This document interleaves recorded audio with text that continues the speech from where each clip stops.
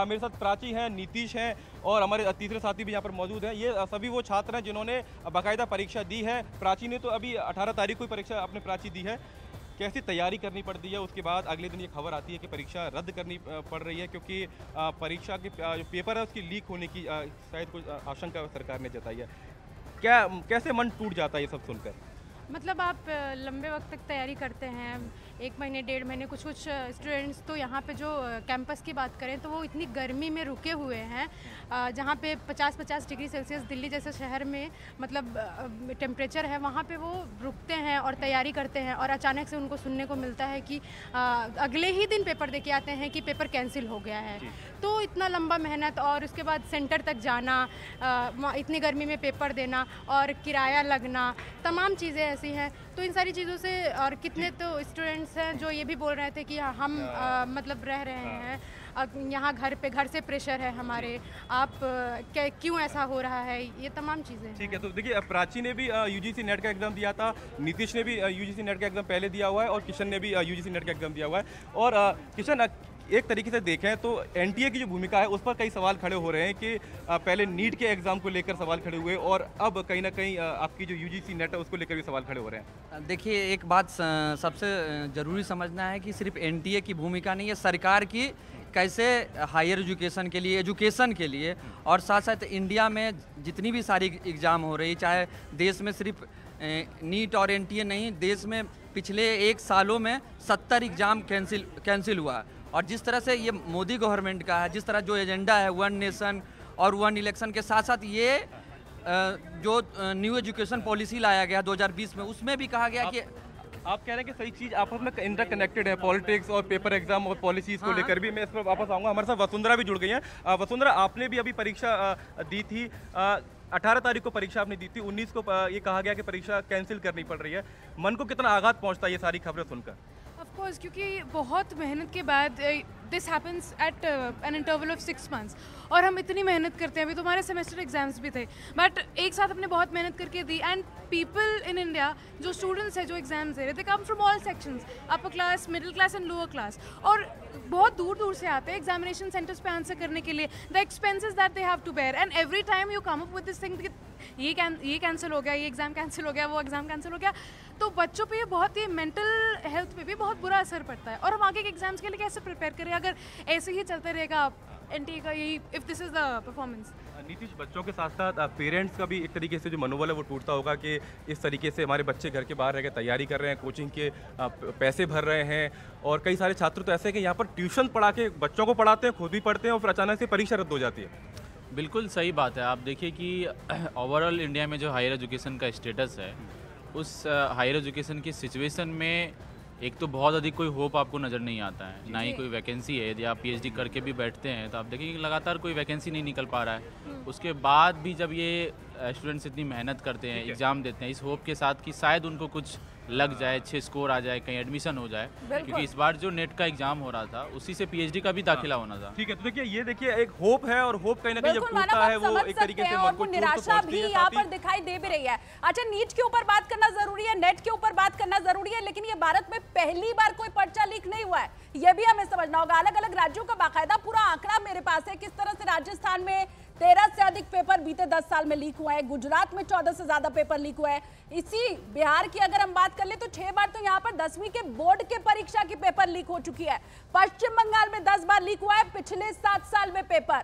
तो इन सब के बारे में बात करना जरूरी होगा। क्या कोई ऐसा शिक्षा तंत्र हम दे ही नहीं पा रहे देश के बच्चों को कि कम से कम पेपर लीक ना हो सके? मेरे साथ अशोक पांडे भी जुड़ चुके हैं, शिक्षाविद वो है। अशोक जी, आपके पास में आऊंगे, लेकिन डॉक्टर अरस्तु उपाध्याय जो कि वकील है, पिटीशन दाखिल उन्होंने किया। अरस्तु जी, क्या कहा गया है पिटीशन के अंदर आपकी तरफ से?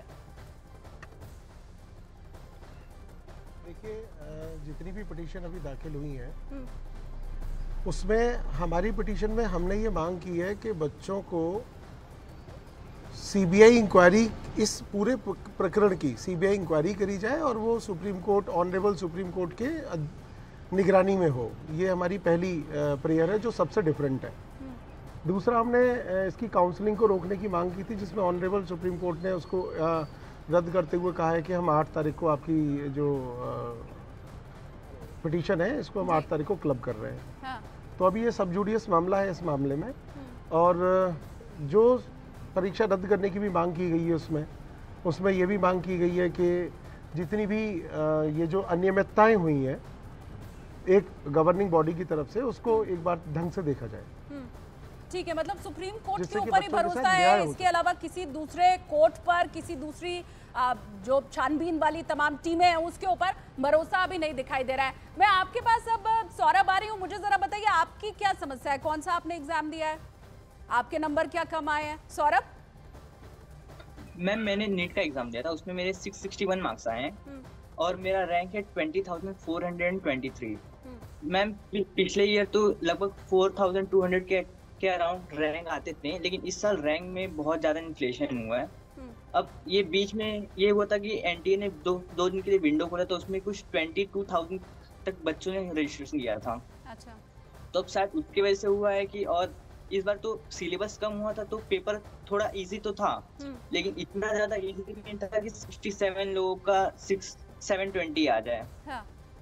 और मैम पहले तो मुझे लगा था कि यहाँ मुंबई में एक केएम कॉलेज है, मेडिकल कॉलेज, मुझे लगा तो वो यहाँ का बेस्ट कॉलेज है, मुझे लगा था कि मिल जाएगा उसमें। हाँ। लेकिन अब मुंबई में कॉलेज ही मिलना मुश्किल है। पूरे मुंबई में इस नंबर के आधार पर कहीं कोई कॉलेज मिलने की संभावना नहीं दिखाई दे रही है? नहीं मैम, नहीं मिलेगा इस बार। क्या आप चाहते क्या है, फिर से एग्जाम क्या करवाया जाए, ये आप चाहते हैं? देंगे दोबारा एग्जाम? मैम अगर होगा तो देंगे, लेकिन अगर रीनीट करवाने के लिए हमने 1 महीने से कुछ पढ़ा नहीं है, और मैं स्लम एरिया में रहता हूँ, यहाँ पे माहौल वैसा पढ़ाई का बिल्कुल नहीं, यहाँ पे बहुत छोटे छोटे घर होते हैं यहाँ पे। जी। तो 2 साल मैंने बहुत मेहनत करके पढ़ाई की थी। हाँ।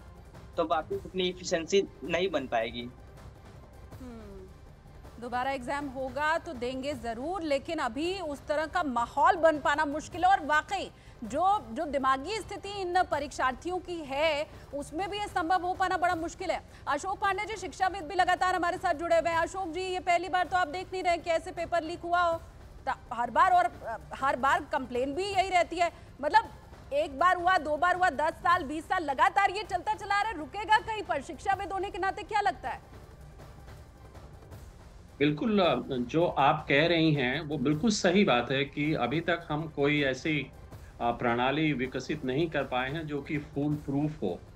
और भारत जैसे विशाल देश में जहां टेक्नोलॉजी इतनी बढ़ गई है और हमारी ज़रूरतें इतनी बढ़ गई हैं, और बच्चों के भविष्य से ये सारी परीक्षाओं को इतनी अधिक ढंग से ये जोड़ा भी आ चुका है कि ये वाकई में बहुत ही दुखद बात है।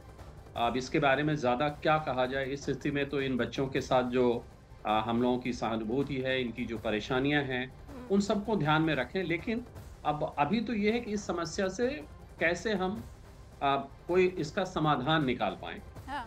तो जैसा कि वकील साहब ने कहा कि अब ये सुप्रीम कोर्ट में है, अब उसमें कोई और ज़्यादा टीका टिप्पणी की नहीं जा सकती, और ये माना जा सकता है सुप्रीम कोर्ट सारी चीज़ों को संज्ञान में लेगा और एक कोई ऐसी प्रणाली बनाए कि ये बच्चों के साथ ये लगातार जो चीज़ें हो रही हैं वो दोबारा ना हो। ये हम तो एक शिक्षाविद के नाते यही अपेक्षा कर सकते हैं, यही हम उम्मीद कर सकते हैं, और इन बच्चों के भविष्य के साथ इस तरह के खिलवाड़ ना हो, यही मैं चाहता हूँ। उसका फिर क्या किया जाए?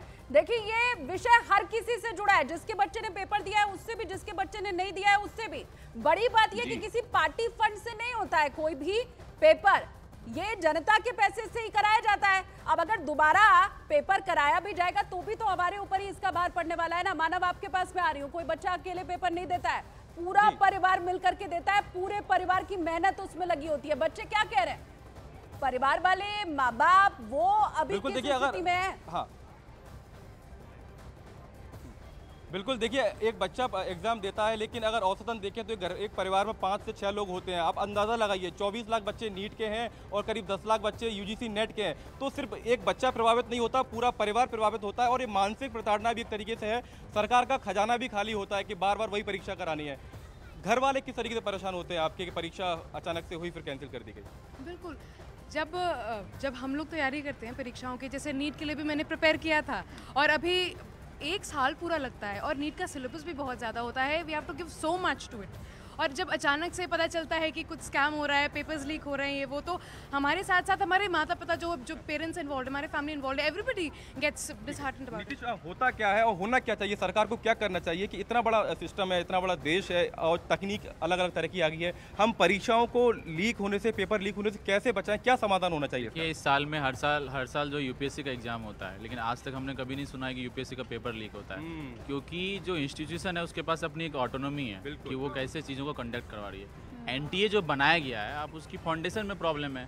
आप पूरे के पूरे एनटीए को पूरे देश के एग्जाम को करवाने की जिम्मेदारी दे रहे हैं। मतलब चपरासी से लेके मेडिकल से लेके जेई मेडिकल से लेकर के नीट का एग्जाम अगर आप एक ही संस्था को देंगे, बताइए कि एनटीए के पास क्या एक्सपीरियंस है, एनटीए के पास जो ऑफिसर्स हैं उनके पास क्या एक्सपीरियंस है? कुछ और नहीं है। एनटीए की भूमिका पर लगातार सवाल खड़े हो रहे हैं, क्योंकि देखिए बहुत वाजिब सी बात बोली है कि यूपीएससी का एग्जाम भी देश में होता है लेकिन कभी लीक नहीं होता, क्योंकि एक ऑटोनोमस बॉडी है और शायद ऐसा एक तंत्र बनाने की जरूरत है जिससे कि मैं आपके पास आ रही हूँ। बड़ी बात इसमें ये भी कि पहले कहा जा रहा था कोई पेपर लीक नहीं हुआ है, आप अफवाह मत फैलाइए, अफवाह जो फैलाएंगे उनके ऊपर भी कार्रवाई की जाएगी। अब 10 दिन में ऐसा क्या हो गया? डॉक्टर अरस्तु, आप कह रहे पेपर तो लीक हुआ है।